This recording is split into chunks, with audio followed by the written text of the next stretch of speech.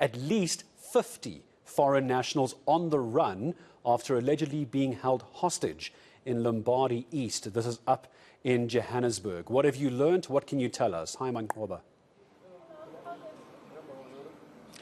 Well, certainly, Gareth, we've simply learned more details around this, incident that happened here this morning. We understand it was around 9 o'clock when neighbors heard loud screams coming from the house behind me here.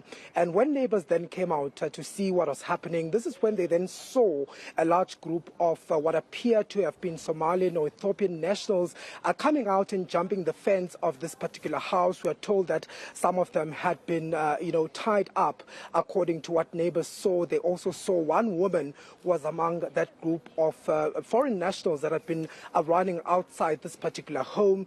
We did get a chance also to go inside the property, and what we did see inside, Gareth, is that there were pieces of bread that were scattered just outside the door of this particular home, and there were also pieces of clothing and blankets that we saw outside the house. We then went inside the house, and as you walk inside this particular house, Gareth, you are greeted by a stench that shows you that there were so many people inside this particular homestead. There are also buckets of urine that we saw inside there, and basically clothing, pieces of clothing and blankets that were scattered around inside the rooms. We saw bed sponges that were there that show that there was a large group of people that were inside this particular homestead. But what we also saw, Gareth, were broken windows that seemingly suggested this is how they then managed to escape and get out of this particular homestead.